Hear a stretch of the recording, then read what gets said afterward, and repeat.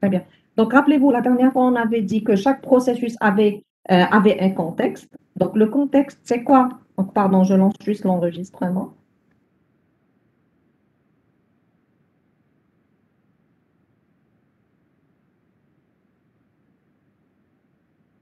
Donc, on a dit que chaque processus avait un contexte. Un contexte, c'était quoi? C'était juste un ensemble de données qui permettent de reprendre l'exécution d'un processus qui a été interrompu.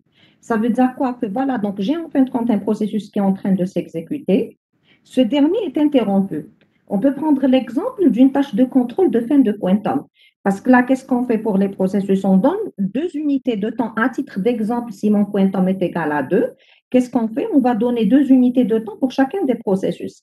Donc, en fin de compte, au bout de 2 unités de temps, qu'est-ce qu'on fait? On va, il y aura une interruption horloge. Donc, suite à cette interruption horloge, qu'est-ce qu'il faut faire pour ce procédé? Qu'est-ce qu'il faut faire? Il faut exécuter la tâche de contrôle de l'horloge. Donc, il faut exécuter la tâche de contrôle de fin de quantum. Alors, si c'est le cas, ça veut dire quoi? Ça veut dire que d'après le pseudocode qu'on a vu de la tâche de contrôle fin de quantum, il faut prendre ce processus qui était en fin de compte, on est en train de s'exécuter. Donc, il est à quel état? On a dit quel est son état? S'il est en train de s'exécuter, il est à quel état alors?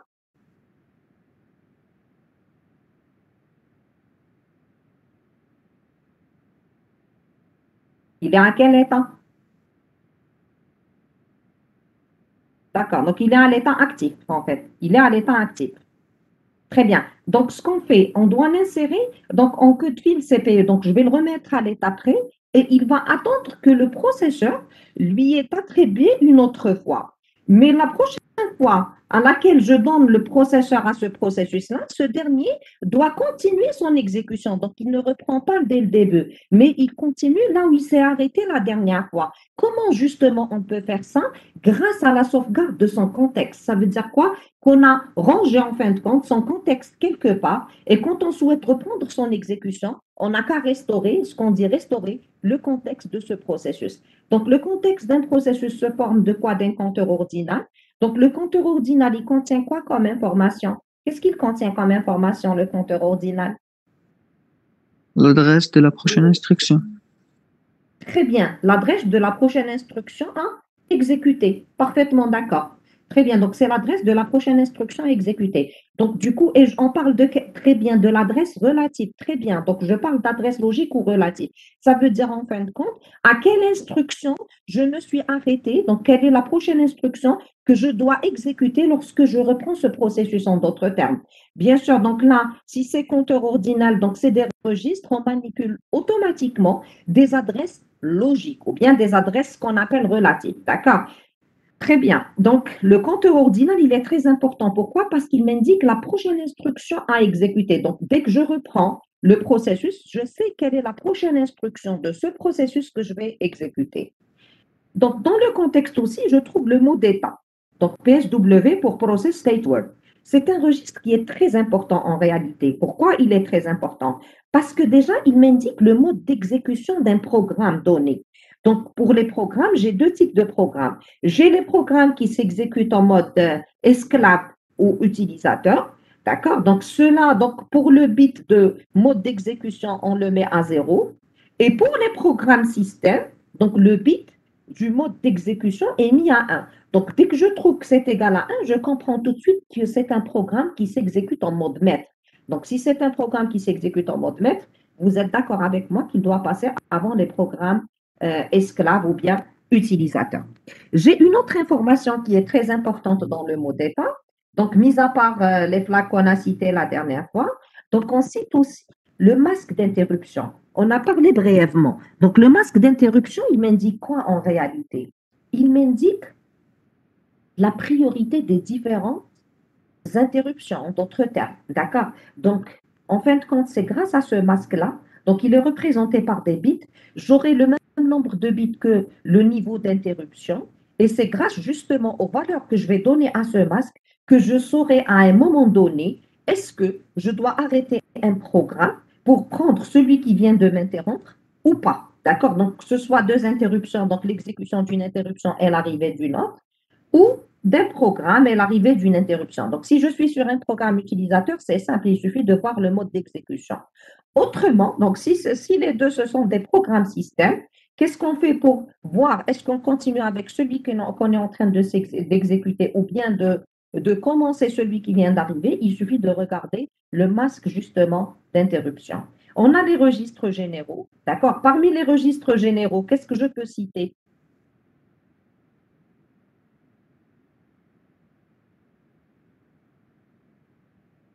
Qu'est-ce que je peux citer parmi les registres généraux?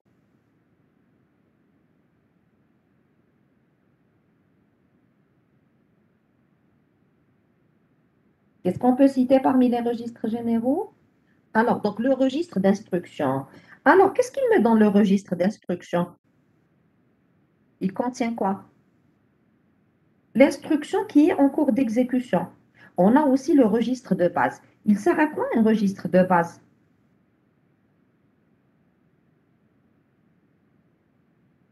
Il sert à quoi un registre de base?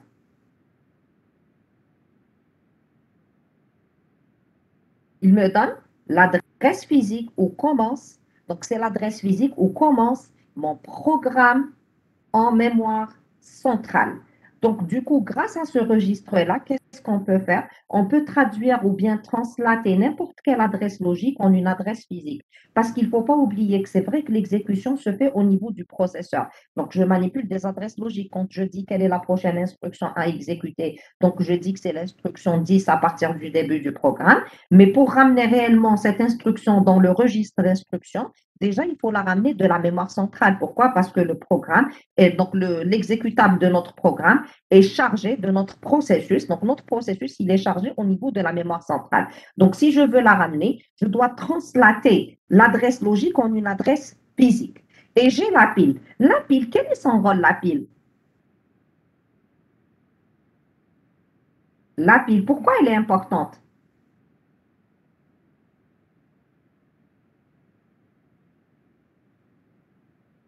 D'accord, c'est pour les adresses de retour. Très bien. C'est pour les adresses de retour. Pourquoi les adresses de retour? Parce que des fois, c'est vrai que le programme s'exécute en séquentiel, mais quand il y a un appel à une procédure qui est, par exemple, à l'intérieur de mon programme, donc l'effet séquentiel, on va le perdre un peu. Pourquoi? Parce que quand je rencontre un appel à une fonction, qu'est-ce que je fais? Je dois d'abord exécuter le code de la fonction, ensuite revenir à l'instruction qui suit l'appel de la fonction. Donc, du coup, pour la valeur CO, donc elle doit être gardée quelque part pour me dire que voilà, donc dès que je termine l'exécution du code de la fonction, je dois revenir à l'instruction qui suit l'appel de la fonction. Où est-ce que je le fais par exemple? Donc ça, par exemple, où est-ce que je le stocke? Au niveau de la pile. Donc, il est juste à noter que, voilà, donc le compteur ordinal et le PSW représentent le petit contexte. Par contre, les registres généraux et la pile représentent le grand contexte. C'est clair jusque-là, vous m'arrêtez. Quand vous ne comprenez pas quelque chose, il faut m'arrêter. D'accord? Très bien.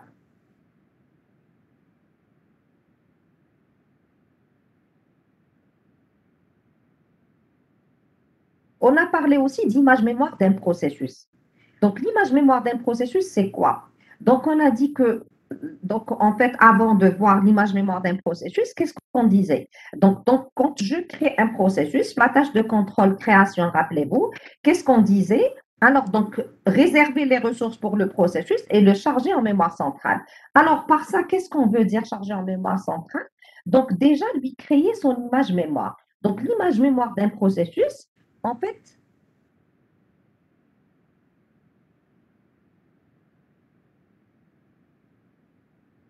d'accord. Donc, je reviens vers le contexte. Pour celui qui a posé une question, je reviens vers le contexte. Donc, pour l'image mémoire d'un processus, donc c'est juste une réorganisation de l'exécutable qu'on a. Donc, qu'est-ce qu'on fait? On va mettre le code donc, dans un segment qu'on appelle code. On va mettre les données dans un segment qu'on appelle données. Et on va mettre, donc en fait, on aura un segment pile, donc qui va permettre de stocker les valeurs des registres, donc les valeurs locales, les paramètres de fonction, les adresses de retour de fonction, etc.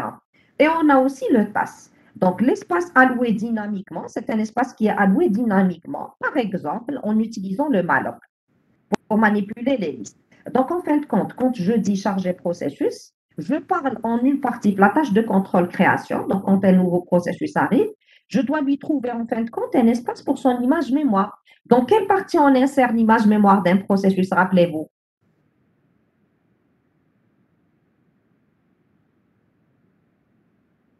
Dans quelle partie de la mémoire centrale on insère l'image mémoire d'un processus? Dans la partie utilisateur. D'accord? Donc, en fait, rappelez-vous que la mémoire centrale est divisée en deux parties. Une partie qui est réservée au noyau, une partie qui est réservée à l'espace utilisateur. Donc, dans la partie qui est réservée à l'espace utilisateur, cette dernière, en fin de compte, elle va contenir les images mémoire des processus qui sont en cours d'exécution. D'accord? Donc, c'est des processus qui sont pris en charge par le système. Donc, pour l'image mémoire d'un processus, qu'est-ce que je trouve pour résumer? J'ai le code qui est en lecture simple, on a les données, on a le task et on a la pile. Donc, jusque-là, en fin de compte, j'ai parlé d'un contexte, d'accord? Donc, on a parlé d'un contexte. Un contexte, c'est quoi? Donc, c'est juste un ensemble de données qui permettent de reprendre l'exécution d'un processus qui a été interrompu. D'accord? Donc, je trouve à l'aide, donc dans ce contexte, j'ai le compteur ordinal, le mot d'état, les registres généraux et la pile. D'accord? Tel que le compteur ordinal et le PSW représentent le petit contexte et les registres généraux et la pile représentent le grand contexte. D'accord? Très bien. Donc, c'est clair pour celui qui a posé la question concernant le contexte. Donc, le contexte, il sert à quoi? Pourquoi il est important le contexte? Parce qu'il me permet de reprendre l'exécution d'un processus qui a été interrompu.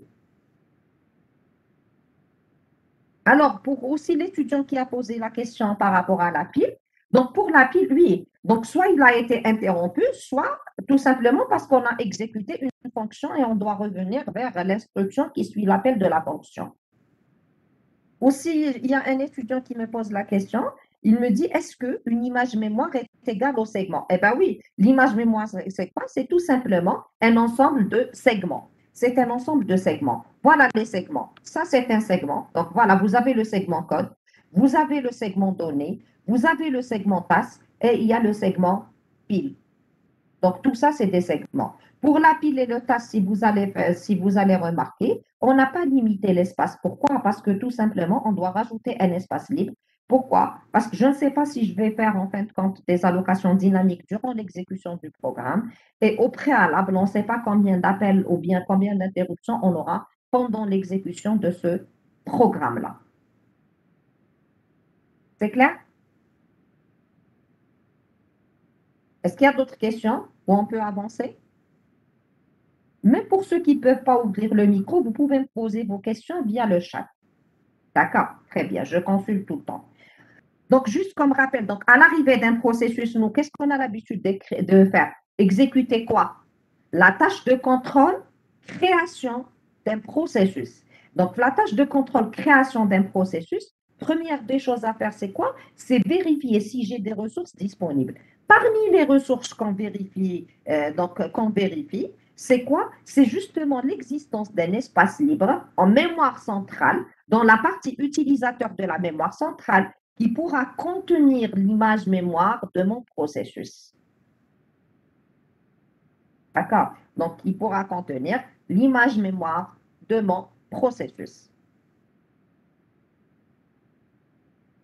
On a parlé aussi d'un descripteur de processus, ou bien le PCB pour Process Control Block. Ça, donc, c'est quelque chose qui contient des informations qui sont très importantes. C'est grâce justement au PCB que notre système arrive à manipuler nos processus, donc les retrouver, connaître leur état, et ainsi de suite.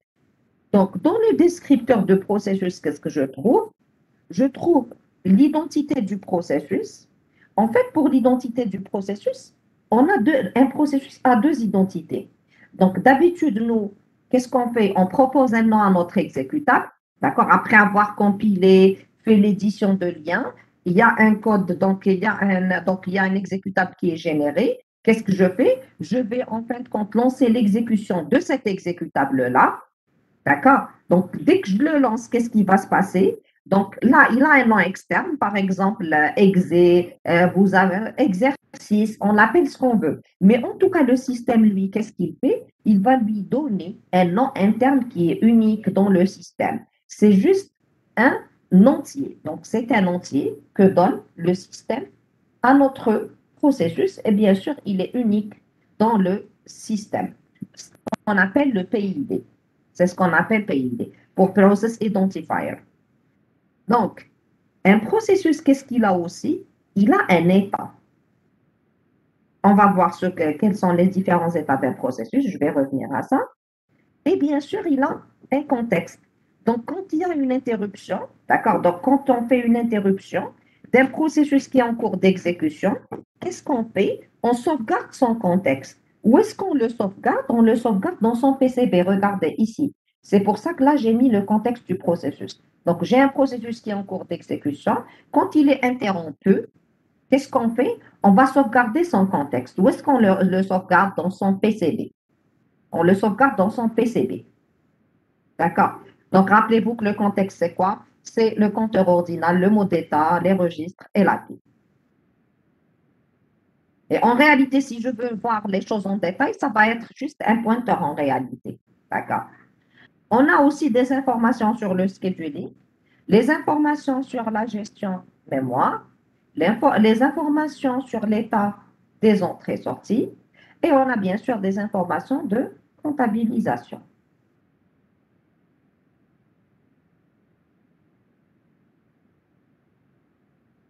Donc, voilà ce que j'aurai. Donc, pour le PCB, donc il est inséré, donc le PCB d'un processus lors de sa création. En fait, lors de la création d'un processus, en fin de compte, j'ai deux choses à créer.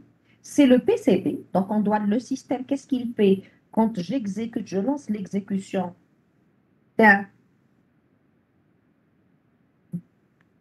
Alors, quand je lance l'exécution d'un processus, donc quand vous faites à titre d'exemple le point slash à titre d'exemple, d'accord? Donc, exe ou quelque chose comme ça, qu'est-ce qui se passe? Le système va d'abord lui créer un PCB et il va remplir les informations nécessaires, d'accord, dans ce PCB-là. Par exemple, j'ai un nom externe, qu'est-ce qu'il fait le système? Il lui propose un PID, il lui donne un état. Alors, pour les états d'un processus, quels sont les différents états d'un processus? Si je veux parler l'état d'un processus, soit il est à l'état prêt, soit il est à l'état actif, soit il est à l'état bloqué. Quand est-ce que je dis qu'il est à l'état prêt? S'il attend la libération du processeur. Je dis qu'il est à l'état actif quand est-ce? S'il est en cours d'exécution, ça veut dire qu'il est en train d'utiliser le processeur. On dit qu'il est à l'état bloqué quand est-ce? Quand il utilise. Donc, pour vous, pour l'instant, je vais dire qu'il n'y a que ça. En fait, je me mets à l'état bloqué s'il utilise un périphérique ou bien il attend la libération d'un périphérique. D'accord? Pour les différents états d'un processus, initialement, il est à l'état nouveau. Qu'est-ce qu'il fait le système? Donc, il va créer un PCB. Il va lui créer un PCB. Donc, première des choses à faire, c'est quoi? C'est créer le PCB pour ce processus qui vient d'arriver. Bien sûr, les PCB, ils sont insérés, on a dit, dans la partie noyau de la mémoire centrale. Où est-ce qu'ils sont insérés? Dans ce qu'on appelle la table des PCB. Sachant que la taille de la table des PCB est limitée, ça veut dire quoi? Qu'il faut d'abord vérifier si j'ai une entrée libre dans la table des PCB. Donc, le système, lui, qu'est-ce qu'il fait? Il va vérifier s'il y a une entrée libre dans la table des PCB. Donc, la taille, donc je rappelle que la taille, donc un PCB est inséré dans la table des PCB, la taille de cette dernière est limitée. Donc, quand il y a l'arrivée d'un processus, on exécute la tâche de contrôle-création. Donc, l'habitude, on a dit, on vérifie si ressources disponibles. Qu'est-ce qu'on veut dire par ressources disponibles? Donc, première des choses, c'est quoi? C'est de créer le PCB au processus qui vient d'arriver et de vérifier si j'ai une entrée libre dans la table de PCB. Si je suis dans ce cas, alors qu'est-ce que je fais? Je vais insérer donc le PCB du processus dans la table des PCB. Deuxième des choses à faire, c'est quoi? C'est de créer l'image mémoire, donc de générer l'image mémoire de notre processus. Donc, l'image mémoire du processus, où est-ce qu'elle sera insérée? Qu'est-ce qu'il faut lui trouver? De l'espace. Dans quelle partie de la mémoire?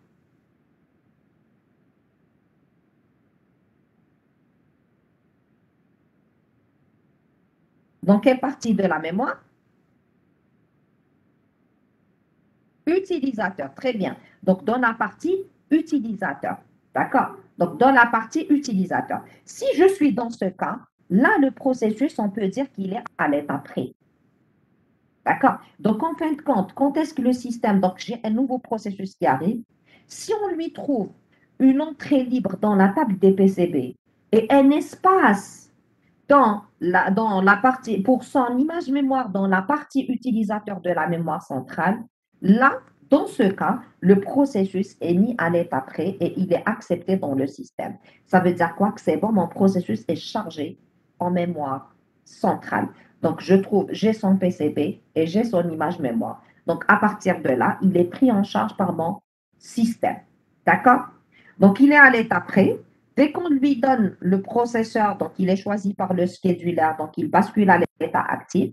De l'état actif, bien sûr, on peut lui réquisitionner le processeur. Pourquoi? Parce que tout simplement, à titre d'exemple, j'ai la fin de mon quantum. D'accord? Si j'ai une fin de quantum, il va basculer vers l'état prêt. De l'état actif, qu'est-ce qu'il peut faire un processus? Il peut faire tout simplement une demande d'entrée-sortie. Donc, s'il me fait une demande d'entrée-sortie, il va basculer à l'état bloqué. De l'état bloqué, qu'est-ce qu'il va faire? Donc, dès que c'est la fin d'entrée-sortie, il va revenir à l'état prêt. De l'état actif, bien sûr, un processus peut exécuter une instruction exit et dans ce cas, il sera à l'état terminé. C'est clair pour les différents états? C'est clair pour les différents états d'un processus? Très bien. Alors, qui peut me résumer en fin de compte? Qui peut me dire quand est-ce qu'un processus ne peut plus créer un autre processus, ne peut plus admettre... donc, quand est-ce que le système ne peut plus admettre de nouveaux processus? Dans quel cas?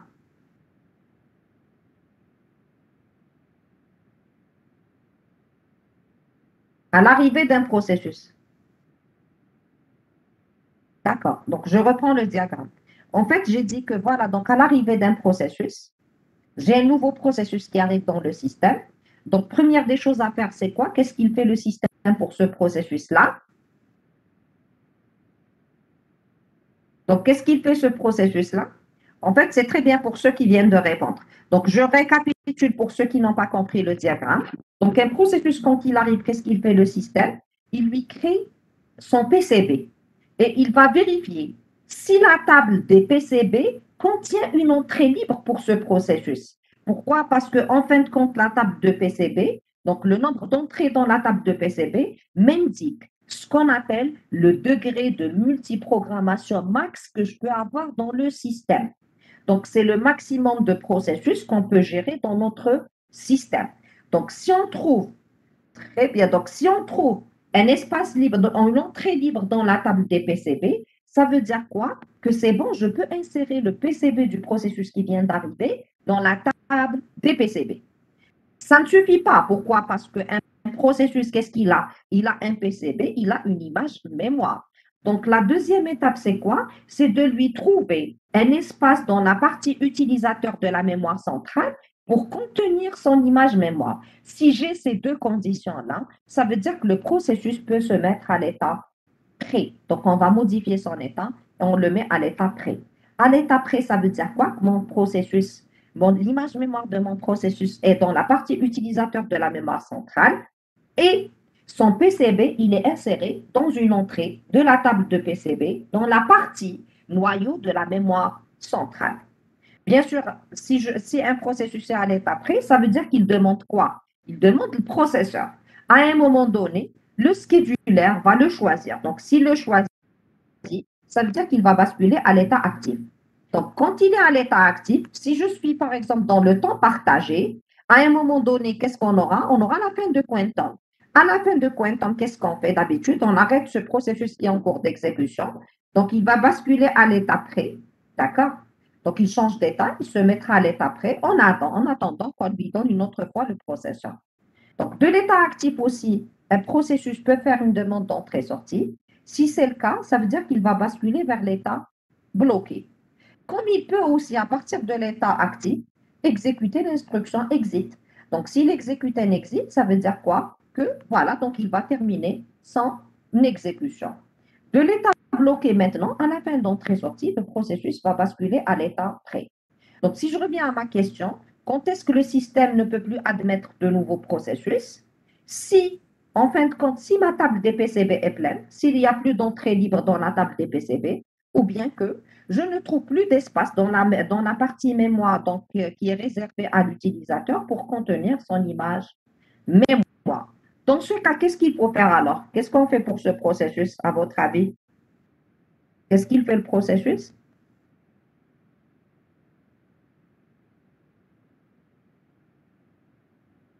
Il va attendre. Très bien. Donc, on le met en attente. Où est-ce qu'on le met en attente? Dans la file, ce qu'on appelle la file des jobs. D'accord? Donc, la file des jobs contient des processus qui n'arrivent pas à trouver une entrée libre dans la table des PCB ou bien un espace dans la partie utilisateur de la mémoire centrale pour leur image mémoire. Donc, ils attendent quoi en fin de compte? Que les processus qui sont pris en charge par le système terminent leur exécution. Donc, quand les processus terminent leur exécution, c'est clair qu'il y aura un espace qui sera libéré et du coup, ce processus pourra être pris en charge par notre système. C'est clair?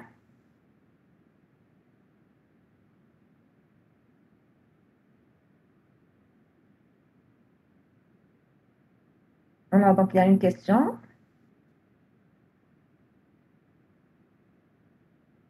Non, dans le PCB, qu'est-ce que je trouve? En fait, qu'est-ce que je trouve dans le PCB? En fait, je trouve, donc si je reviens un peu, donc le PCB, qu'est-ce que je trouve? Je trouve le contexte d'un processus. Le contexte, pourquoi? Parce qu'il me permet de continuer l'exécution de mon processus. Donc, le contexte, qu'est-ce que je lui fais? Je le garde dans le PCB.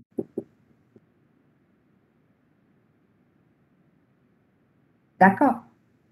Donc, pour l'image mémoire, elle est dans la partie utilisateur de notre mémoire centrale. Donc, la pile, c'est juste pour le retour. Donc, la pile, quand il est, donc c'est un processus qui est en cours d'exécution. Ça me sert à faire quoi, par exemple? C'est les variables locales aux fonctions, et ainsi de suite. D'accord, c'est clair. Donc, pour le contexte, je le sauvegarde où? Dans le PCB. Donc, cette image-là, en fin de compte, qu'est-ce qu'elle fait? Elle me résume ce qu'on a vu jusque-là. Donc, chaque processus, qu'est-ce qu'il a? Il a un PCB. Ce PCB-là, il est rangé dans la partie noyau de la mémoire centrale. Aussi, pour ce processus, qu'est-ce que je trouve? Je trouve l'image mémoire, son image mémoire. Alors, pour l'image mémoire, qu'est-ce que je trouve dans l'image mémoire? Donc, les données, le code, le TAS, la pile, où est-ce que je la trouve? Toujours dans la mémoire centrale, mais dans la partie utilisateur. Pour le processus qui est en cours d'exécution maintenant, d'accord, son contexte, où est-ce qu'il est? Il est au niveau du processeur. D'accord? Pourquoi? Parce qu'il est en cours d'exécution. Dès qu'on interrompt ce processus, qu'est-ce que je fais de son contexte? Rappelez-moi. Dès que j'interromps ce processus, qu'est-ce que je fais de ce contexte-là?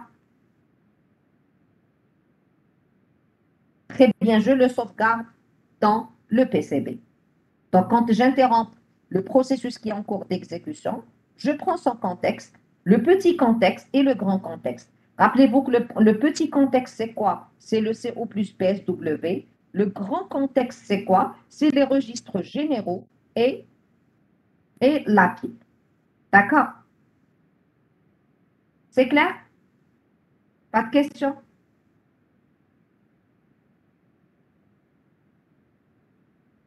Pour la pile ici, ça concerne le processus, ce n'est pas la pile système, c'est la pile du processus. D'accord?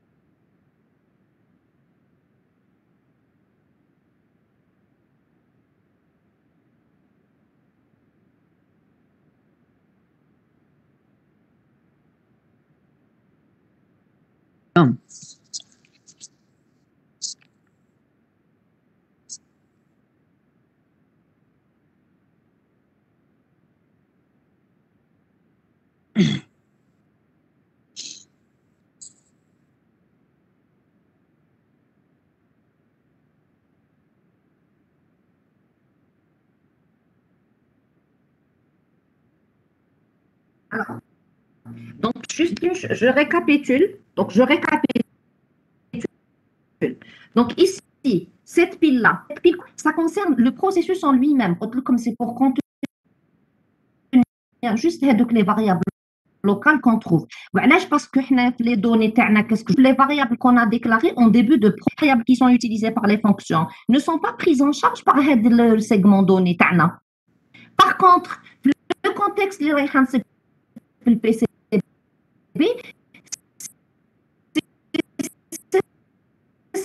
donc c'est le contexte. Donc, si je parle de la pile, donc c'est pour pouvoir reprendre en fin de compte l'exinterruption.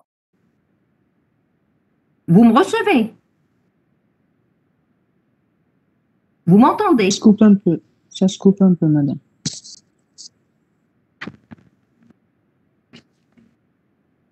Ça se coupe un peu. Oui.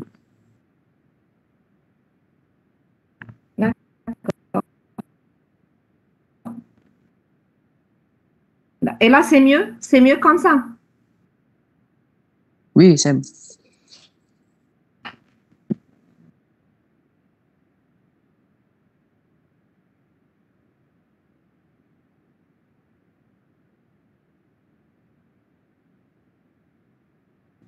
D'accord. Donc, en fin de compte, la différence, donc, si je reprends la question de votre, il me dit quelle est la différence entre et mémoire d'un processus.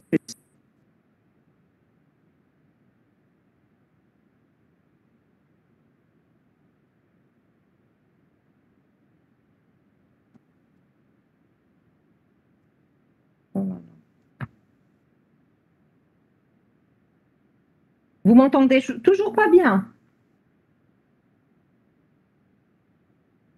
بزاف découpé. Je sais pas. Et pourtant, je n'ai rien fait. Tout à l'heure, on parlait. Alors, qu'est-ce que je peux faire? Je ne sais pas.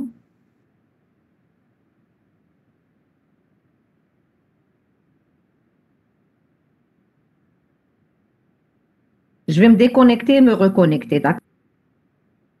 Peut-être que ça va marcher.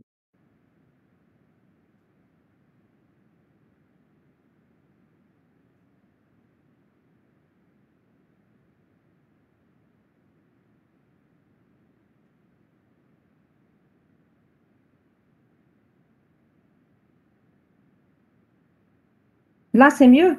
C'est mieux comme ça. Au même problème.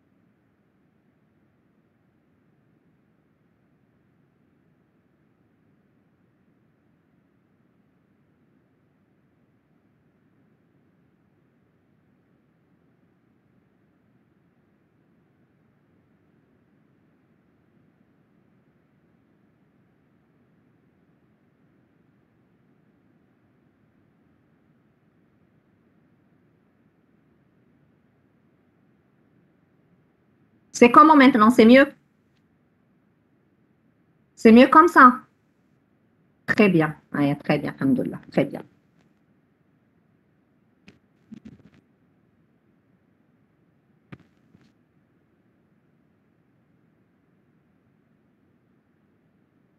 Très bien, je relance juste l'enregistrement.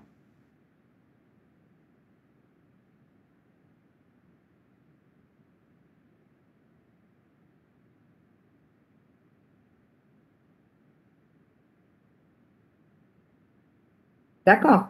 Donc, pour chaque processus, qu'est-ce que je trouve en fin de compte? Donc, on a un PCB. Le PCB, le rôle تاعو, c'est quoi? Il sert à notre système pour manipuler justement le processus.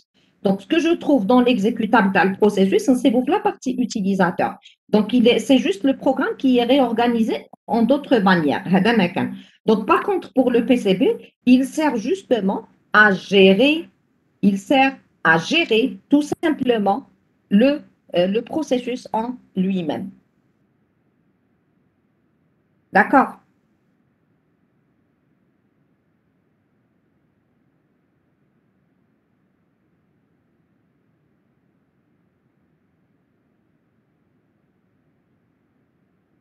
مدام Oui? مدام باش تشارجي بروسيسوس لازم طاب البي سي بي ما تكونش بلان لازم تكون ياك عندي une entrée au minimum une entrée libre في la table des PCB. وباش تشارجي ليماج تاع البي سي بي في ليوتيليزاتور لازم ثاني لا بارتي يوتيليزاتور تكون فيها ليسباس. L'image mémoire, ياخي très bien. باش ندير l'image mémoire تاع البروسيسوس لازم نصيب لها un espace في la partie utilisateur تاع la mémoire centrale. مدام دونك لازم يفيريفي لي كونديسيون ان ميم طون ولا اسكو حتى يدخل في لاطاب تاع البي سي بي باش يزيد يفيريفي الا كاين طابل شوفوا ميموار. en général دركاتيك avec les versions surtout avec les versions actuelles on n'a plus de problème à la mémoire centrale parce qu'il y a des techniques qui sont développées. Donc en réalité si on veut voir le cas réel دركاتيك في la mémoire centrale عندنا les techniques de swapping qui sont utilisées pour la gestion de la mémoire centrale. En réalité, si je veux voir les versions actuelles, le processus il n'est pas inséré dans la partie mémoire, utilisateur dans la mémoire centrale. Ce que je fais, il est pris en charge par le système, ça dans la partie swap. C'est quoi la partie swap? C'est juste une partie du disque dur تاعي باش نقبل plus les processus. Parce que si j'ai plus d'espace, c'est-à-dire que je laisse plus d'espace dans la mémoire centrale, راح نقبل أكثر من les processus. Donc, les versions actuelles, on a des problèmes à l'image mémoire. Donc, le seul souci, en d'autres termes, c'est la table des PCB.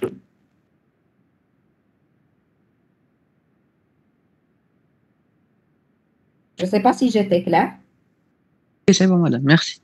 Voilà, exactement. Donc, les nouvelles versions des à la demande. Donc, les instructions à la demande. Donc, le backend, la partie disque dur, ça va me permettre d'accepter plus de processus que la mémoire centrale taille.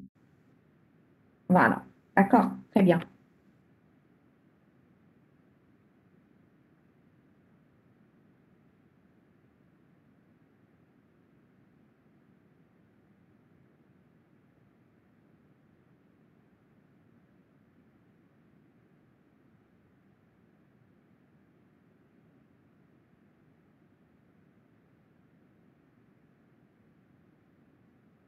Alors, donc, en fait, quand la multiprogrammation, donc le processeur Tana, il assure l'exécution de plusieurs processus en parallèle.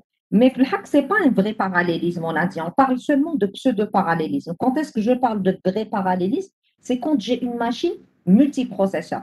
Lesquelles m'indiquent une machine multiprocesseur, je ne peux pas parler de vrai parallélisme. On parle de quoi plutôt? D'un pseudo-parallélisme. Parce que tout simplement, l'utilisateur lui-même, il a l'impression que voilà, il y a plusieurs programmes qui s'exécutent en même temps. Mais si je vois la réalité, non, c'est le temps partagé qui donne cet effet de pseudo-parallélisme. Ou là, par exemple, le multiprogramme, et parce que l'entrée-sortie ou il utilise le processeur. Mais dans la réalité, ce n'est pas du vrai parallélisme, c'est juste un pseudo-parallélisme. Donc, on dit aussi que le passage dans l'exécution d'un processus à un autre, il nécessite une opération de sauvegarde de contexte. Donc, j'ai un processus qui est en cours d'exécution. Si je l'arrête, il me faut une sauvegarde du contexte du processus arrêté. Et qu'est-ce qu'il faut faire alors? Il faut charger le contexte du nouveau processus. Donc, c'est ce qu'on appelle par la commutation du contexte. Donc, il change le contenu des registres du processus central par des informations de contexte du nouveau processus à exécuter. Donc, là, par exemple, si je prends cet exemple, il y a un processus P0 qui est en cours d'exécution. Donc, il est à quel état? Il est à quel état s'il est en cours d'exécution? Il est à l'état actif. Très bien. Donc, il est en cours d'exécution. À un moment donné, qu'est-ce qui se passe? On va vérifier si on a reçu une interruption. Donc, bien sûr, on le fait à des points observables. À un point observable, qu'est-ce qu'on se rend compte? Le système se rend compte qu'on a reçu une interruption ou un appel système. Alors, si c'est le cas, qu'est-ce que je fais? Avant d'exécuter justement donc, cette interruption, qu'est-ce qu'on fait? On va sauvegarder l'état de ce processus dans le PCB. Qu'est-ce que je veux dire par ça? C'est sauvegarder son contexte. Donc, en fin de compte, je vais recopier la valeur qui est dans les registres du processeur, la garder dans son PCB, d'accord? Alors, j'exécute le code de la routine d'interruption ou bien de l'appel système, donc qui est SPC, d'accord? On va le voir plus tard. Quand j'ai terminé, je dois recharger l'état depuis le PCB1. Pourquoi? Parce que tout simplement, à titre d'exemple, dans cet exemple, il y a le processus 1 qui a été choisi pour lancer son exécution. Alors, si je lance l'exécution de P1, ça veut dire quoi? Je dois recharger l'état de P1 à partir de son PCB. Qu'est-ce que je veux dire par l'état? Donc, ramener le contexte de P1, je le mets dans le processeur. Juste une question. Alors, où est-ce que je retrouve ce contexte-là de P1 pour pouvoir le recharger au niveau du processeur? Où est-ce qu'il est rangé?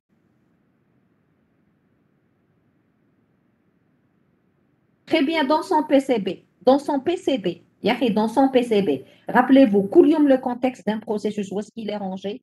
Dans son PCB. Très bien. Donc, je vais consulter son PCB, je ramène son contexte et je le charge au niveau de mon processeur, des registres de mon processeur.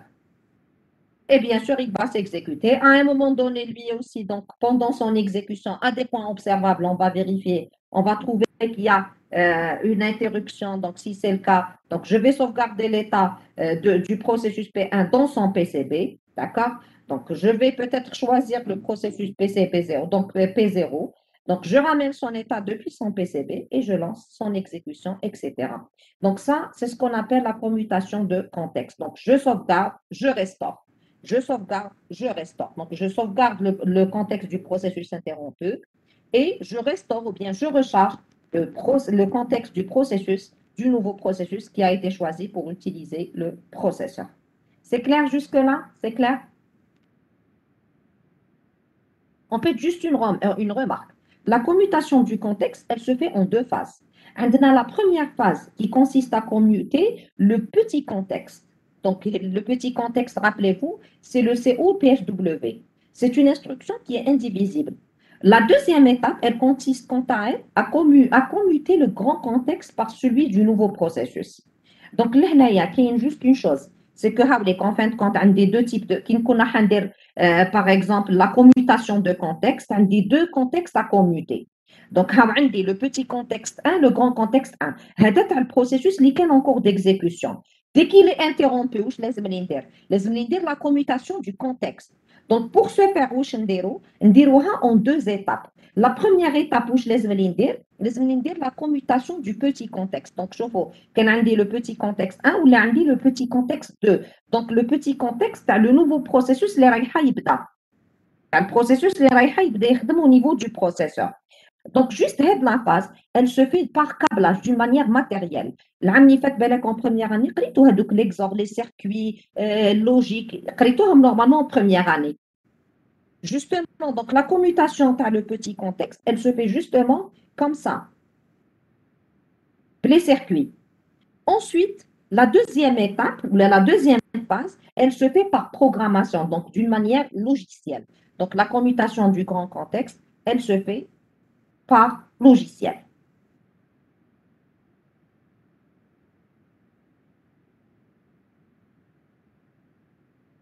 Très bien. Donc, justement, أنا حابين نعرفوا كيفاش un processus il arrive. Parce que quand est-ce que tout ça est déclenché en réalité? C'est à l'arrivée d'un processus. C'est bien ça, quand un processus arrive dans le système. Donc, quand un processus arrive dans le système, les étapes à faire, c'est exécuter la tâche de contrôle création. Donc, exécuter la tâche de contrôle création qui m'appelle donc je dois trouver une entrée libre dans la table des PCB, lui trouver un espace dans la table dans la partie utilisateur de la mémoire centrale pour son image mémoire, etc. D'accord? Donc, là, déjà, donc, on va chercher qui fait un processus. Donc, avant ça, un processus est identifié de manière unique dans le système. Par quoi? Par un numéro. Donc, c'est un entier qu'on appelle PID, Process Identifier. Où est-ce que je trouve ce PID? Où est-ce qu'il est rangé le PID d'un processus?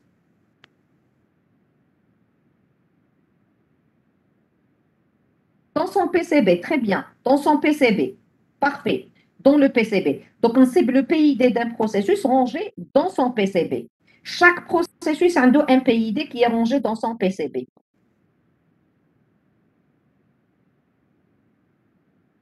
On a un certain nombre de commandes, donc telles que la commande PS, qui me permet de donner, donc la commande PS, qu'est-ce qu'elle permet de faire? Elle permet de donner la liste des processus en cours d'exécution avec leurs propriétés. Ça veut dire quoi leurs propriétés? L'identifiant du processus, l'identifiant du père, la taille, la propriété, les propriétaires, son état, et ainsi de suite.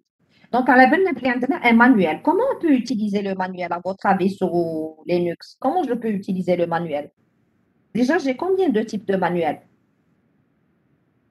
On a trois types de manuels.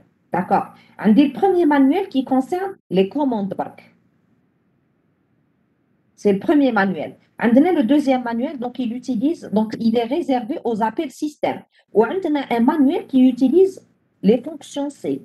Donc, où avec le manuel les fonctions C ou les appels système en général, vous n'avez pas à apprendre les bibliothèques qui vont avec ou la syntaxe. Donc, vous n'avez qu'à utiliser le manuel avec le nom de la fonction d'accord, et vous avez les paramètres, donc comme les bibliothèques qu'il faut utiliser avec la fonction, et ainsi de suite. Donc, ici, par exemple, pour les commandes, donc c'est le premier manuel. Normalement, c'est man 1PS. Donc, si vous voulez utiliser par numéro, sinon, il dit comme la première, la KBH, n'importe quel manuel. Donc, la commande PS, elle permet de donner donc, la liste des processus en cours d'exécution avec leurs propriétés. Rah le sang. Pour les autres, rah le sang aussi. Non, madame, on vous entend. Ah, très bien, alhamdoulilah, très bien. D'accord. Donc, on a une autre fonction, liée getPID. Donc, getPID, donc c'est une fonction qui est utilisée à l'intérieur d'un programme qui permet d'indiquer le numéro du processus qui l'exécute. Donc, le hadj sous Linux, c'est que je peux faire les choses de deux manières. Soit je le fais par commande, soit je le fais par programmation. Donc, si je veux le faire par commande, je n'ai qu'à utiliser sur un terminal PS pour connaître le PID d'un processus qui est en cours d'exécution. Je peux le faire aussi par programmation comment? En utilisant la fonction getPID à l'intérieur de mon programme. Donc, il le programme nzid juste l'instruction getPID. Donc, voilà sa syntaxe. Donc, elle me retourne le PID ou comme paramètre, elle a void. Donc, elle ne prend aucun paramètre. Bien sûr, pour l'utiliser, il faut inclure les bibliothèques systypes.h et unistd.h. Donc, si je prends un exemple, je mets getPID et j'affiche bien sûr PID. Donc, je mets getPID, donc j'affecte le retour de getPID dans une variable. Ensuite, je l'affiche. J'aurai le PID de mon processus. C'est clair? Donc, ça me sert à connaître le PID de n'importe quel processus. C'est clair? C'est bon?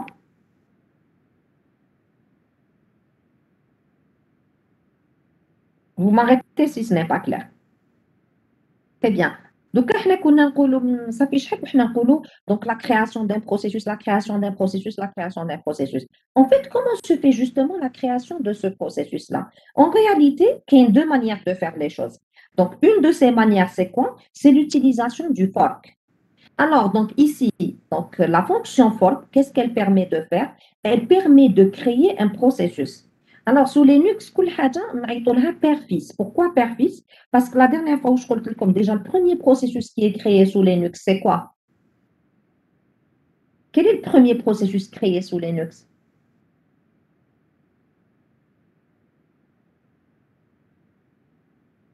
Le premier processus, on a init, rappelez-vous. C'est init, très bien. Tous les autres processus sont rattachés à init. Init, c'est l'ancêtre père, en fin de compte, à les autres processus. Donc, fork, qu'est-ce qu'elle permet de faire? Elle permet à un processus qui exécute le fork dans le programme TAO de créer ce qu'on appelle un fils. Donc, un processus qui est en cours d'exécution, d'accord? Donc, quand il y a un fork dans le programme TAO, il va me permettre de créer un processus fils. هذا البروسيسوس فيس Du moment que c'est un processus, qu'est-ce qu'il faut avoir alors? Qu'est-ce qu'il a? Si c'est un processus, il doit avoir quoi alors? Qu'est-ce qu'il doit avoir? PCB, Et quoi d'autre? contexte. Une image mémoire. Il y a une image mémoire et un PCB. C'est ça. Très bien. Et bien, pour l'image mémoire de le processus, ça va être un clone ou ce qu'on appelle une copie conforme du processus créateur, qui est le père en fin de compte. Donc, je résume, je récapitule. On dit un programme qui est en cours d'exécution. Ou quand il exécute un fork dans le programme, on va créer un processus fils. Donc, un processus fils sera créé. Si c'est un processus, ça veut dire qu'il a quoi? Donc, c'est un processus fils. Il a quoi? Il a un PCB et il a aussi une image mémoire. Donc, pour l'image mémoire de le processus fils, ça va être une copie conforme de le père. Je vais copier comme le père, donc comme le processus père, je vais le recopier dans une autre image mémoire, dans un autre endroit de la mémoire, la partie utilisateur de la mémoire centrale, et ça va être l'image mémoire du fils.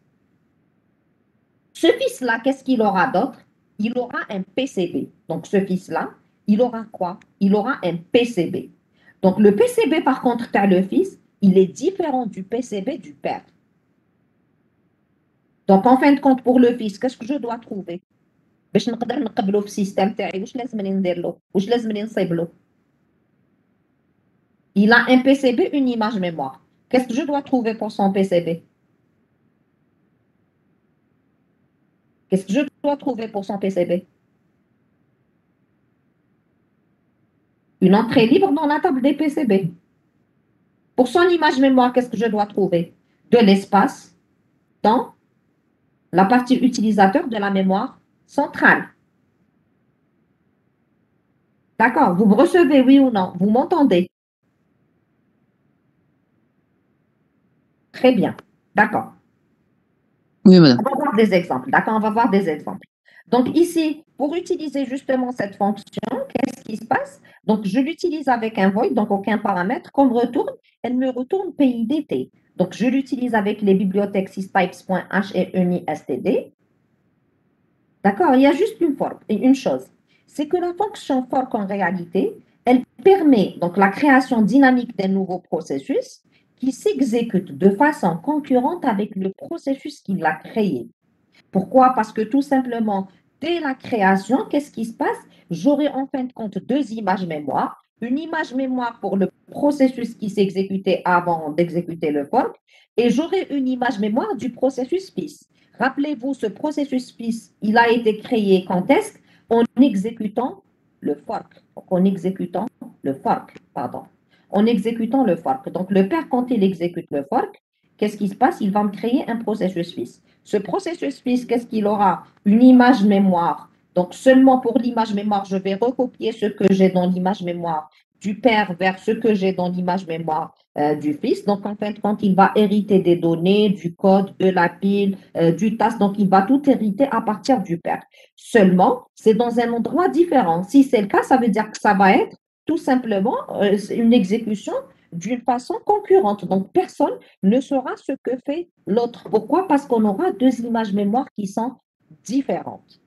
Il aura aussi son PCB dans la table des PCB. Donc, j'ai le PCB du père et on aura le PCB du fils. Donc, un appel à fork par un processus appelé processus père, d'accord? Donc, demande à Unix de mettre en activité un nouveau processus, donc qu'on appelle processus fils, qui est une copie conforme du processus courant pour la plupart de ses attributs. En fait, cette fonction, qu'est-ce qu'elle me rend? Elle me rend -1 en cas d'échec. Pourquoi, à votre avis, en exécutant le fork, le père ne pourra pas créer de nouveaux fils? À votre avis, dites-moi pourquoi. Pourquoi un fork peut échouer? Très bien, parce que tout simplement, la table des PCB est pleine. Je n'ai pas où mettre le PCB du processus fils. En d'autres termes, c'est le degré de multiprogrammation qui a atteint. Si je dis que la table des PCB est pleine, ça veut dire que le degré de multiprogrammation est plein. Je ne peux plus accepter de nouveaux processus dans le système jusqu'à ce que ceux qui sont en cours d'exécution terminent leur exécution. Deuxième cas, pourquoi il y a un échec de fork? Donc, vous me dites que la table des PCB est pleine. Quoi d'autre?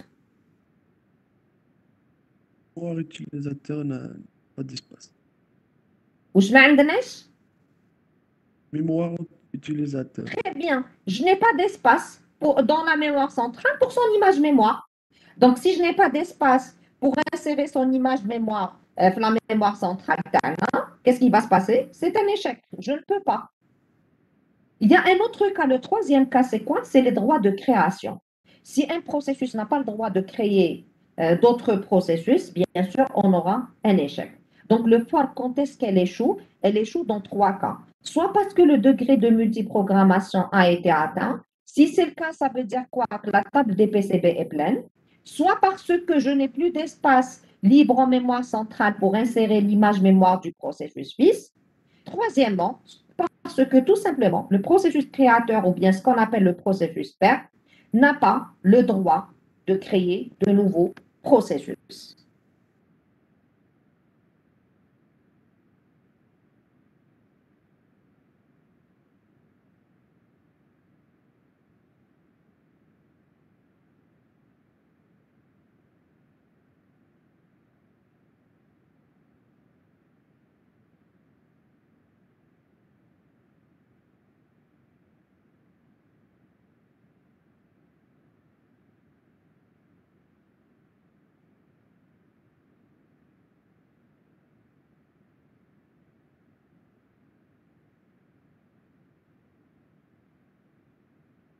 Très bien. Donc, s'il n'y a pas d'échec de création, ça veut dire que le fork a réussi. On a pu créer justement le processus fils. Qu'est-ce qu'elle retourne le fork? Donc, elle retourne en fin de compte deux valeurs. Pourquoi? Parce que un processus à la place d'un processus. Donc, j'aurai deux processus à la place d'un seul. Donc, initialement, j'avais que le processus, ce qu'on appelle le processus père. D'accord? Parmi ces instructions, il y a un fork. Dès que le père exécute le fork, si ça réussit, donc ça ne retourne pas un moins un, qu'est-ce qui va se passer?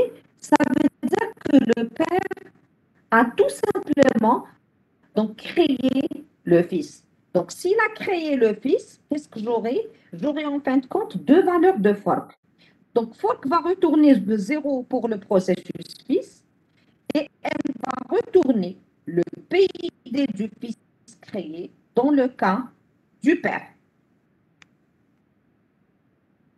Donc, le père et le fils ne se distinguent que par le résultat retourné par fork, justement.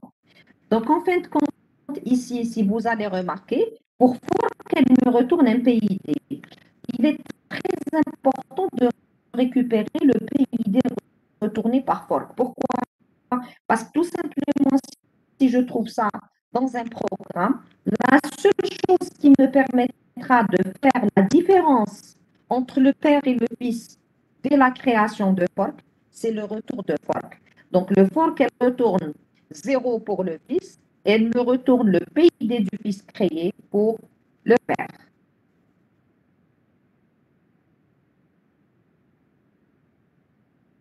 On peut prendre un exemple. Donc, voilà ce que vous avez. Donc, dans un programme, j'ai donc le PID donc, qui reçoit un fork. Donc, voilà, j'ai sauvegardé le retour de fork dans une variable que j'ai appelée PID. Vous pouvez l'appeler quand vous voulez. J'ai appelé PID. Vous pouvez l'appeler quand vous voulez d'ailleurs. Alors, donc, qu'est-ce que je fais? Dès qu'on est, donc, ici, déjà dans cette instruction, elle est composée de combien d'instructions, cette première ligne, jusqu'au point virgule? Elle est composée de combien d'instructions?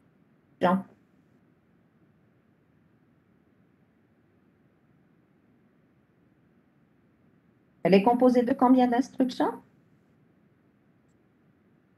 3 instructions. Alors, la première instruction, c'est quoi? La déclaration. Quelle est la première instruction à exécuter? préparation et après l'affectation. Donc, la première des choses à faire, c'est quoi? C'est le fork. J'exécute le fork.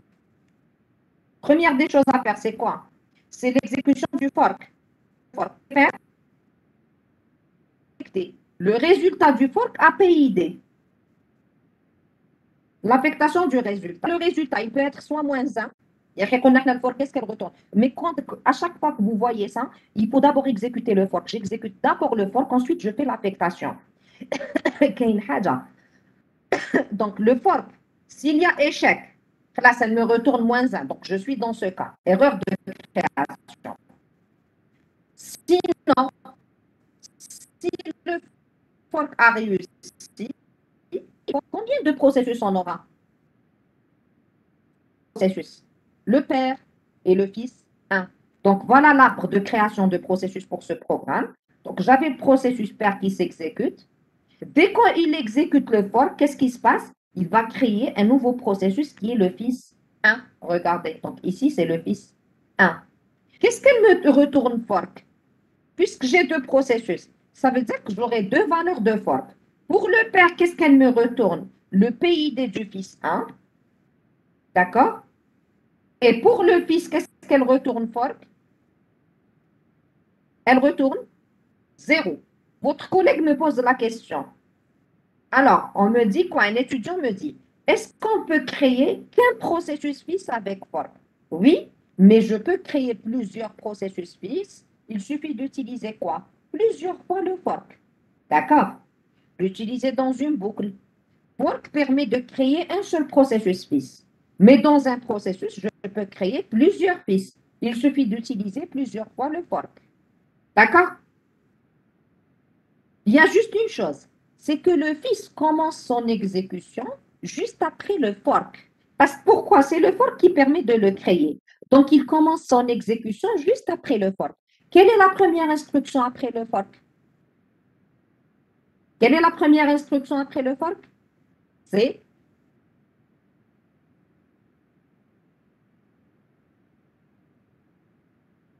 quelle est la première instruction après le fork?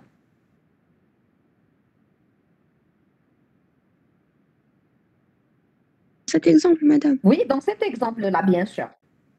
c'est l'affectation. C'est l'affectation. Très bien, c'est l'affectation. Très bien, c'est l'affectation. Parfait. Donc, le fils, lui, qu'est-ce qu'il va faire? Il va commencer son exécution juste après le fork. Donc, l'affectation. Donc, l'affectation, je vais pas le cas. Parce que la valeur de PID est égale à 0 pour le fils. Donc, si c'est égal à 0, je vais écrire un programme que le fils doit exécuter.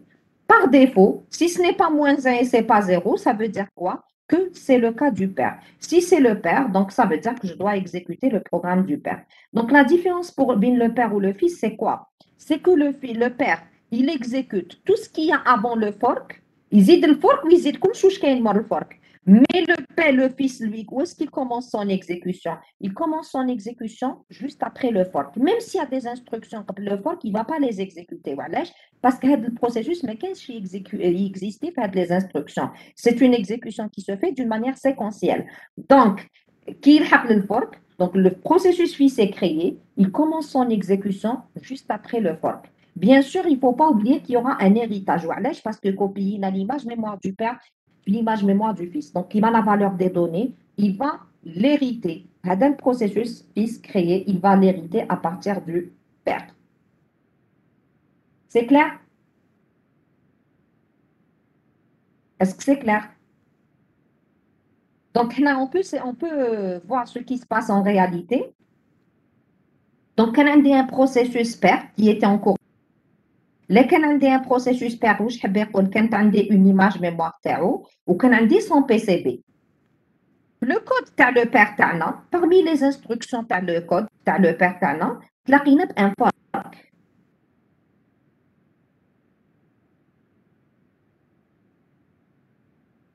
D'accord, je vais revenir à votre question. Donc, alors, qu'est-ce qu'on me dit? Donc, là, alors, qu'est-ce qui se passe? Donc, ici, ça veut dire quoi? Qu'on a rencontré un fork le code TAO. Dès qu'on rencontre un fork le code TAO, qu'est-ce qui va se passer? On va créer un nouveau processus, ce qu'on appelle un processus fils. créer le PCB تاعو. Donc voilà le PCB du fils et voilà l'image mémoire du fils. Donc j'aurai les deux images mémoire. Ensuite, la prochaine instruction, c'est quoi? Donc par rapport au programme, donc par rapport à ce programme-là, donc la prochaine instruction mode le fork, c'est quoi? C'est l'affectation. Donc regardez ici pour l'affectation. L'image mémoire du père, donc le PID TRI sera le PID du père TRI, donc la valeur la variable PID, donné, ça va être égal à quoi? Le PID du fils. Par contre, la variable PID TRI, l'image mémoire du fils dans la partie, donc segment, ça va être égal à 0. Donc ici, j'aurai 0 pour la valeur de PID. Pour la valeur de PID, ici, j'aurai le PID du fils. Mais sinon, que l'on voulait exécuter ses propres instructions. C'est clair? Alors, là, je me pose une question. Qu'est-ce qu'il me dit? Si on termine donc le programme père, le programme fils ne se termine pas. En fait, ici, qu'est-ce qui va se passer? On va considérer chacun comme étant un processus indépendant en réalité. La seule chose qu'il y a, c'est que le père doit attendre ses fils. On va voir dans la suite pourquoi. Mais qu'est-ce qui se passe? Chacun va exécuter son processus. Donc, chacun de ces processus s'exécute d'une manière indépendante de l'autre. Donc, juste après le fork, le fils sera là, si vous voulez, le code qui vient après, dans le père. D'accord. Donc, ici, votre collègue me dit, est-ce que je fais le père? Donc, le cas comblé, je suis dans une exécution multiprogrammée à titre d'exemple. Multiprogrammée, mais le processus père. Alors, quand on dit le processus père, donc il exécutait ses instructions. Clairement, un fork. Fork aussi, c'est une instruction. Vous êtes d'accord avec moi? C'est une instruction. Donc, le père, il exécute le fork. Où est-il le fork d'après vous? Si c'est un fork, ça veut dire quoi? La création d'un nouveau processus. Ça veut dire que لازم نكري له l'image mémoire تاعو ولازم نكري له le PCB. هاد الحاجة وين نقدر نديرها؟ Dans quel programme? C'est la tâche de contrôle. C'est la tâche de contrôle. Création. Création. Donc, la première deux choses, c'est quoi? C'est la tâche de contrôle, création du fils. La tâche de contrôle, création du fils, quel est son rôle? Créer justement le PCB de fils. Ou créer l'image mémoire. Ensuite, dès que c'est fait, donc puisque je suis dans le multiprogramme, quel processus? نكمل مع البروسيسوس بير. Très bien, c'est du multiprogrammé. Un processus. Donc, le père, il continue à exécuter ses instructions, donc il dit l'affectation, il dit le programme, donc c'est un titre d'exemple. Dans ce cas où je dis, on a le processus le fils. Le fils, lui, qu'est-ce qu'il va faire? Il va faire une affectation, il faut aller le côté où il va يخدم. D'accord? Oui? Est-ce que le fils a le même côté au père?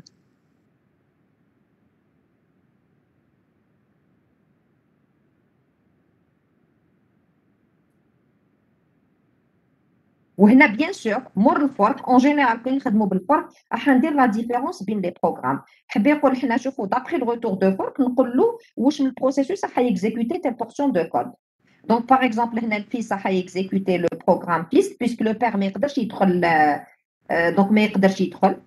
داكور دونك لو بير ما يقدرش يدخل لهنايا ou le fils ما يقدرش يدخل لهنايا. دونك لو بير lui qu'est-ce qu'il fait? Il va exécuter ce qu'il y a là, هذا le cas par défaut, ou le fils يدير هذا البروغرام هذايا. Oui, ça c'est coupé pour tous ou bien pour une seule personne? تكوبات شغل Pour tous. Donc vous avez raté. Vous avez raté Oui. quelle explication? Justement ما سقسيتك مدام. ما سقسيتك justement. D'accord. مدام. Oui. كي عندهم لو ميم كود شغل ميم الفيس يعاود يدير ان فورك وشغل كيف يبقاو يديروا في لي لا ما فورك. يديرش لو فورك. وعلاش؟ باسكو قلنا يبدا جوست ابخي لو فورك. صح يا اخي دونك ما كانش يكري ان اكزيستي، ما يقدرش. ما نقدروش نقولوا مارش اريير في لي انستركسيون حنايا. يا اخي il hérite. s'il fait un héritage ça veut dire quoi؟ même par rapport à la valeur تاع السير رايحه نجيب لي كانت عند لو بير. دونك على بالنا بلي la prochaine instruction exécutée par le fils c'est quoi؟ c'est l'affectation. دونك يكري بروغرام كومبلي بصح يبدا مور الفورك يكوبيه يا اخي يكوبيه مي يبدا جوست ابخي لو فورك. باسكو ميم سي او في لادريس تاع بروشين انستركسيون اللي هي مور C'est الفورك. ça, donc il commence, c'est ça, donc il commence juste après le fork. داكور D'accord. ميرسي مدام. Donc pour récapituler, et on va faire une petite pause. Donc pour récapituler, واش عندي؟ عندنا un programme هاوليك. Donc عندي un programme père qui s'exécute. كاين des instructions قبل هاد le fork, en tout cas, donc c'est des instructions de calcul, des entrées-sorties, etc. Mais en tout cas, qu'est-ce qui se passe quand il y a un fork qui est exécuté? Donc voilà, عندي un fork qui est en train de s'exécuter. Donc dès qu'il est exécuté, ça implique quoi? Qu'il y a la création d'un nouveau processus fils. Bien sûr, s'il n'y a pas d'échec. حنا قلنا وشنو هما لي كا ديشيك. دونك باش نقدر نعرف اسكو ان ايشيك ولا تكريه صح ولا ça veut dire quoi qu'il y a une tâche de contrôle création du fixe qui va être exécutée. وعلاش؟ باسكو ديك نواسيو ان فورك دونك نصيب بلاصه لهاد البروسيسوس في لا تابل دي بي سي بي، نصيب له بلاصه بور سون ايماج ميموار داخل لا بارتي utilisateur. واش ندير؟ je vais créer le PCB et je vais créer son image mémoire. Ça, où est-ce qu'il se fait? Dans la tâche de contrôle création. Tu vois ça, la tâche de contrôle création. Donc la tâche de contrôle création, je vais dire les, créer le PCB تاعو ورايحه créer l'image mémoire تاع هذا البروسيسوس. Donc l'image mémoire تاع هذا البروسيسوس فيس رايحه ديرها لي في la partie utilisateur تاع la mémoire centrale والPCB تاعو رايحه تنسيريه في la table des PCB. ومن بعد واش رايحه يصرى؟ لي كونت في لو كا تاع الملتي بروغرامي رايحه نكمل مع البروسيسوس بير. La prochaine instruction pour le père c'est quoi? C'est l'affectation. هايدي كيتافيكتي لي بي دي تاعي. D'accord? Donc, ensuite, qu'est-ce qu'il fait? Il continue l'exécution. Donc, le père, c'est le cas par défaut pour le père. Donc, il va exécuter ce qui est dans ce cas-là. Donc, les instructions que je trouve ici. Il va les exécuter. D'accord? Qui kimmel le père? Et kimmel, par exemple, il fait une demande d'entrée-sortie à titre d'exemple. Quand le père fait une demande d'entrée-sortie, le processeur est libéré. Donc, il y aura un call à scheduler. Scheduler, quand il est appelé, est-ce que j'ai un processus qui est à l'étape après? Oui. C'est quel processus? C'est le processus fils. Parce que la tâche de contrôle création, le processus qu'on vient de créer à l'étape après et il l'insère dans la file CPU. Donc, le scheduler, il va se rendre compte qu'il y a un processus sur la file CPU qui est le fils 1. Donc, il va continuer l'exécution de la fils 1. On a le fils 1, la première instruction qu'il va exécuter, c'est celle qui vient juste après le fork. Je connais juste après le fork. C'est l'instruction, c'est l'affectation. Donc, on fait l'affectation. Ensuite, il va rentrer dans le switch. Donc, le fork, elle retourne 0 pour le fils. Donc, il va exécuter le programme du fils. C'est clair? Madame, Oui? s'il vous plaît, le programme du fils, est-ce que c'est un sous-programme du père? Pardon, c'est un? Si c'est un? Sous-programme. En Une réalité, partie. c'est pas un sous-programme. C'est le même programme que le père. C'est une copie. شفتوا الكود كامل اللي عندي لهنايا رايحين كوبيه في الكود تاع الفيس. La seule différence c'est quoi? C'est que le fils, il va commencer son exécution juste après le fork. Il exécute toutes les instructions. Donc après c'est de l'algorithmique. يقدر يدخل في هنا كيما هنا في le switch par exemple. C'est de l'algorithmique. يقدر يدخل في الكيس par exemple 0. Mais pour le case -1 non. وعلاش؟ parce que je n'ai pas d'échec. Il ne peut pas rentrer le cas par défaut. وعلاش؟ parce que tout simplement le fork lui retourne un 0.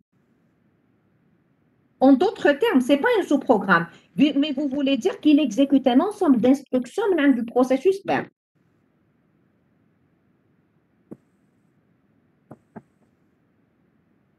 Je ne sais pas si j'ai répondu à votre question.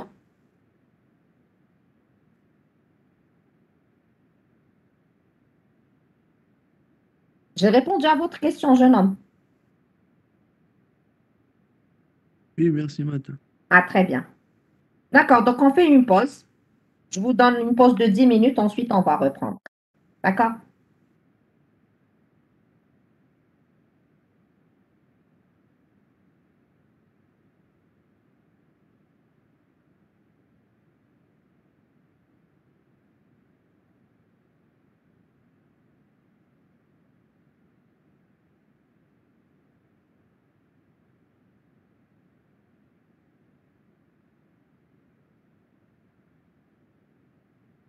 S'il vous plaît, madame.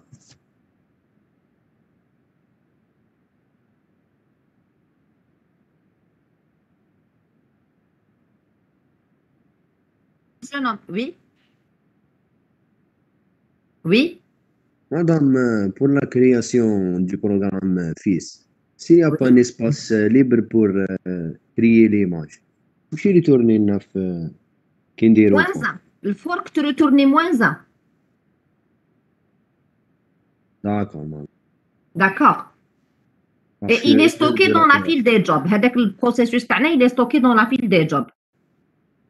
كي D'accord, تليبيرا merci. لنا بلاصه نقبلوه خلاص يولي. D'accord, merci, madame. Il n'y a pas de souci.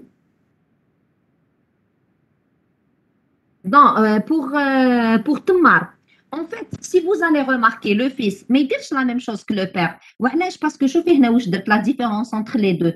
C'est que voilà ce qu'on a fait. Regardez, un dit le case 0, un dit le cas par défaut. Donc, en fin de compte, le programme qui exécute le fils et le programme qui exécute le père, c'est différent. Les instructions, en d'autres termes, qui exécutent le fixe et les instructions qui exécutent le père sont différentes.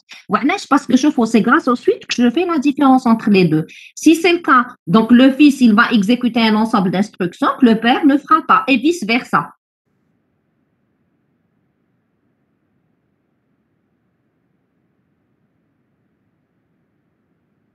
C'est de même pour vous, Nada. Donc, en fait, qu'est-ce qu'on fait? Donc, j'exécute, donc je lance la création d'un processus fils pour m'exécuter des tâches. On se partage les tâches. Moi, un père, qu'est-ce que je fais? Je vais créer plusieurs processus fils. كل واحد نعطيله خدمة. Voilà, donc vous me faites ce code,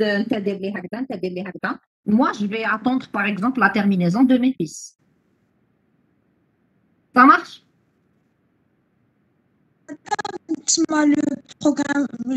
Le programme permet ما يدخلش les instructions les more fortes.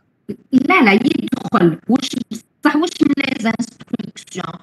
Donc, on vérifie la variable parce que c'est de l'algorithmique après. Je fais le père وين يدخل غير لهنايا. Pardon.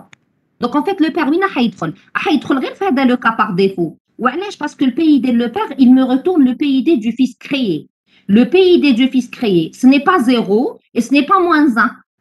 حب يقول le père يدخل غير لهنايا. Le fils par contre, يدخل غير لهنا, il va pas exécuter هاد les instructions تاع هادوما اللي راهم réserver le père. Il exécute que ça. D'accord, madame, merci. Il n'y a pas de souci. Madame, Oui. quelle est l'utilité de créer des fils? En réalité, c'est pour exécuter vos programmes. Avec comme sous Linux, c'est des processus. D'habitude, pour exécuter des programmes, je peux faire un fork pour exécuter les programmes qu'on a l'habitude de faire. On sait, par exemple, de l'addition, la soustraction, toi, c'est n'importe quel programme. Créer un processus fils, et c'est ce qui est fait réellement. Parce que tout est rattaché. حنا في Unix ما كاش حاجه وحدها، كل واحد عنده ان بير. كل واحد عنده ان بير. واش حب يقول؟ عندي plein de forks quelque part. D'accord, madame, parce que on a le même code que le père, donc Mais ça, c'est pas les mêmes instructions qui vont être exécutées par le fils et par le père. C'est pas les mêmes instructions. L'exécution راح تبدل.